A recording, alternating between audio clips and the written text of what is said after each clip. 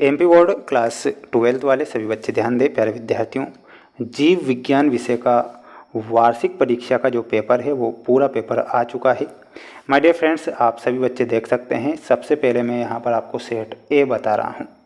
इसी प्रकार से my dear friends, 5 set paper मैं बताऊंगा।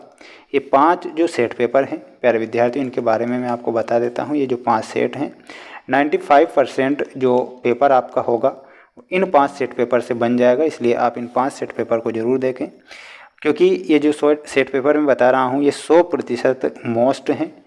हिंदी मीडियम वाले बच्चे और अंग्रेजी मीडियम वाले बच्चे दोनों के लिए ये सेट पेपर हैं।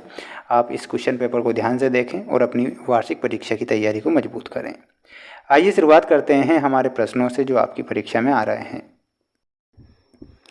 देखिएगा, ये क्वेश्चन आपकी स्क्रीन के सामने आ चुके हैं, जिसमें आप पहला प्रश्न देख पा रहे हैं। पहला प्रश्न पूछा जाएगा, कोशिका का ऊर्जा ग्रह किसे कहते हैं। प्यारे विद्यार्थियों, कोशिका का जो ऊर्जा ग्रह होता है वो किसे कहा गया है। ऑप्शन आपको दिए जाएंगे, राइबोसोम, माइटोकॉन्ड्रिया, गोल्जी काय या फिर लाइसोसोम। माय डियर फ्रेंड्स, इसमें आपको माइटोकॉन्ड्रिया करेक्ट उत्तर के रूप में लिखना है, जो कि कोशिका का ऊर्जा ग्रह कहलाता है। वहीं अगला प्रश्न परीक्षा में आएगा, आप देखिएगा, भूमिगत तना है। तो भूमिगत तना क्या होगा, तो इसमें आपको आलू करेक्ट उत्तर के रूप में लिखना है, जो कि एक भूमिगत तना होगा। तो आलू आपको ध्यान रखना है। 5 जो सेट पेपर के बारे में मैंने कहा है, जिनके PDF अगर आपको चाहिए तो PDF हमारे ऐप पर मिलेंगे, और ऐप का नाम है मेंस एजुकेशन ऐप।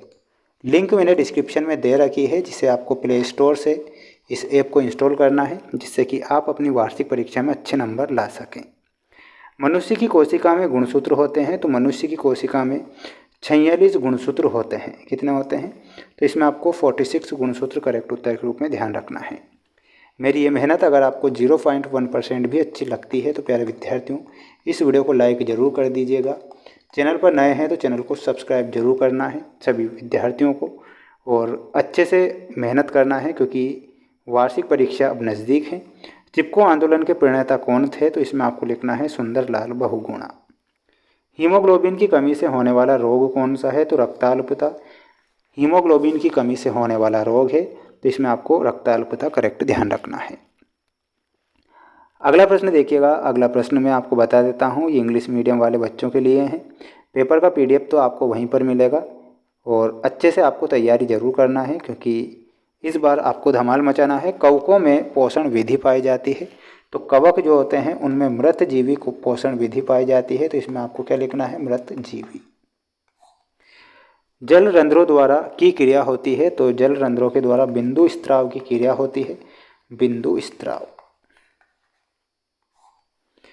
रक्त एक ऊतक है। तो रक्त कैसा ऊतक है, इसमें आपको लिखना है रक्त एक तरल संयोजी ऊतक है। कैसा है, तरल संयोजी।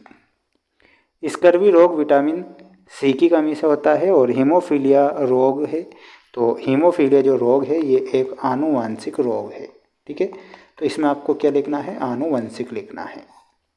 ठीक है, तो ये आपके रिक्त स्थान हो चुके हैं। अगला प्रश्न देखिएगा। अगला प्रश्न है जिसमें आपको सत्य सत्य वाले प्रश्न दिए गए हैं। आप इसे ध्यान से देखें और पढ़ें। जाइलम एक संवहन ऊतक है। तो बिल्कुल ये आपका सत्य हो जाएगा। पीयूष ग्रंथि को मास्टर ग्रंथि कहते हैं, यह भी आपका सत्य है। मेंडल ने आनुवांशिकी का सिद्धांत प्रतिपादित किया था। तो इसमें भी आपको सत्य लिखना है। वन विहार राष्ट्रीय उद्यान विदिशा में स्थित है, ये गलत होगा, क्योंकि वन विहार जो राष्ट्रीय उद्यान है वो कहाँ पर है, भोपाल में स्थित है। प्रतिरक्षा विज्ञान के जनक रॉबर्ट हुक है। तो ये भी आपका गलत होगा, तो आपको असत्य के रूप में लिखना है। माय डियर फ्रेंड्स, अच्छे से पूरा पेपर देखें, अपनी वार्षिक परीक्षा की तैयारी करें, और किसी भी प्रकार से बहकावे में ना आए कि हमें रियल पेपर मिल जाएगा। बिच्छू के श्वसन अंग का क्या नाम है, तो इसमें आपको लिखना है बुक लंग्स। ठीक है, तो क्या लिखना है, बुक लंग्स। पौधों में गैसों का विनिमय किसके द्वारा होता है, तो इसमें आपको लिखना है स्टोमेटा के द्वारा। जिब्रेलिन क्या है, तो इसमें आपको लिखना है जिब्रेलिन जो है एक हार्मोन है। काजीरंगा नेशनल पार्क कहाँ पर स्थित है, तो इसमें आपको लिखना है असम। ठीक है, असम में काजीरंगा नेशनल पार्क स्थित है, ये आपको करेक्ट ध्यान रखना है। प्यारे विद्यार्थियों, चैनल पर अगर आप हमारे साथ नए हैं तो चैनल को ज़रूर सब्सक्राइब करिएगा। डीपीटी का पूरा नाम लिखिए। तो डीपीटी का पूरा नाम क्या होता है मैं लिखकर बता देता हूँ, आप लिख लीजिए क्योंकि प्रश्न आ रहा है ये परीक्षा में। डिप्थीरिया, लिख लीजिएगा, diphtheria, pertussis, pertussis, tetanus, tetanus, ये हमारा करेक्ट उत्तर हो जाएगा। मेरे फ्रेंड्स, अगला प्रश्न देखिएगा। अगला प्रश्न परीक्षा में आएगा जिसमें आपको ये जोड़ी दी गई है आपकी स्क्रीन के सामने। गाजर, गाजर एक भूमिगत जड़ है, तो इसमें आपको ऑप्शन नंबर बी से मिलाना है। हीमोग्लोबिन में हमारा ऑप्शन नंबर सी सही उत्तर हो जाएगा। शुक्राणु में आपको मिलाना रहेगा ऑप्शन नंबर ई। देखिएगा शुक्राणु में क्या हो जाएगा हमारा 23 गुणसूत्र है ना, ऑप्शन नंबर ए। अमरबेल में मिलाना है पूर्ण परजीवी, ये पौधा है। टीका में आपको खसरा से मिलाना है ऑप्शन नंबर डी।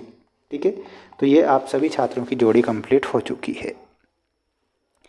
अगला क्वेश्चन देखिएगा। अगला क्वेश्चन परीक्षा में आएगा। कोशिका झिल्ली के आपको कार्य याद करके जाना है और इसके बाद में शैवाल के मुख्य लक्षण, जड़ के रूपांतरण बताइए, अपूर्ण प्रभाविता क्या है, प्रतिरक्षा को समझाइए। ये कुछ क्वेश्चन हैं जो कि मोस्ट हैं। पेपर का पीडीएफ आपको हमारे ऐप पर जो प्ले स्टोर है वहाँ पर मिलेगा। तो ऐप पर ये सारे के सारे जो पेपर हैं 5 सेट पेपर मिल जाएंगे।